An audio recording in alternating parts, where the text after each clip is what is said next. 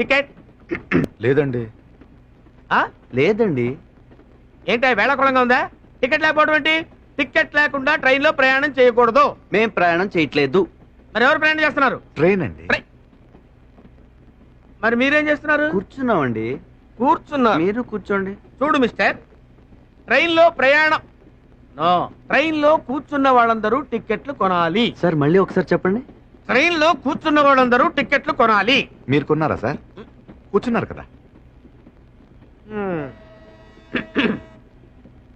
Train లో ఓహో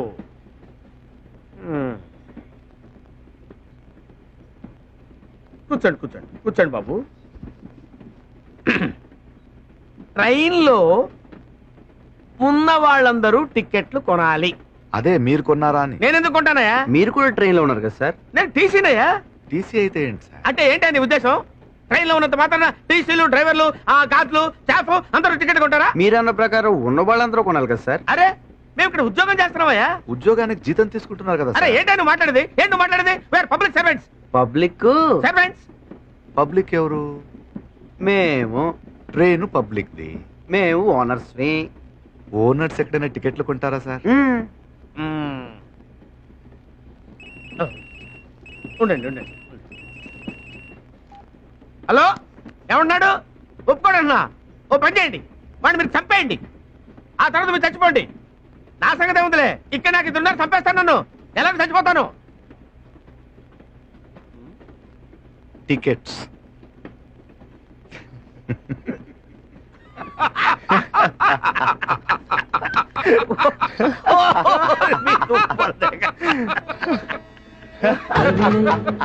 కవితనై భార్యనై భర్తనై కవినై కవితనై భార్యనై భర్తనై మల్లెల దారిలో మంచు ఎడారిలో మల్లెల దారిలో మంచు ఎడారిలో పన్నీటి జయ గీతాల కన్నీటి జలపాతాల నాతో నేను అనుభవిస్తున్నాను కంటున్నాను నిరంతరం కలల్ని కథల్ని మాటల్ని పాటల్ని రంగుల్ని రంగవల్లుల్ని కావ్య కన్నుల్ని ఆడపిల్లల్ని జగమంతటితో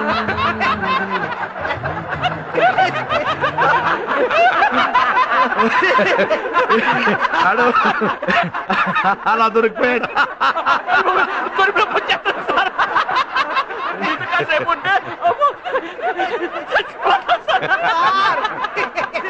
ఇక నవ్వలేవు సార్. సార్ ఆఖరిసారిగా ఎప్పుడైనా నవ్వేనా గుర్తులేదు సార్. ఈ జాబ్ లో గత 20 ఏళ్ళుగా నవ్వడం ఇదే మొదటిసారి సార్. Thank you sir. నవ్వు వాల్యూ ఏంటో చెప్పారు.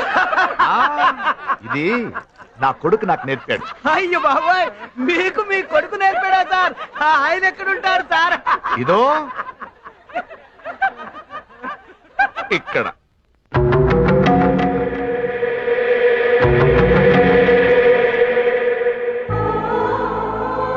అరే అలా అయిపోయారేంటండి? అందరూ చచ్చిపోతాం. మీరు చచ్చిపోతారు, నేను చచ్చిపోతాను. కానీ మావాడు కొంచెం ముందు పోయాడంతే. బ్రతికినంత కాలం నవ్వుతూ బ్రతకాలి, నవ్విస్తూ బ్రతకాలి. ఆ నవ్వు విలువ పెంచేలా బ్రతకాలి. ఇది కూడా నా కొడుకే నేర్పాడు.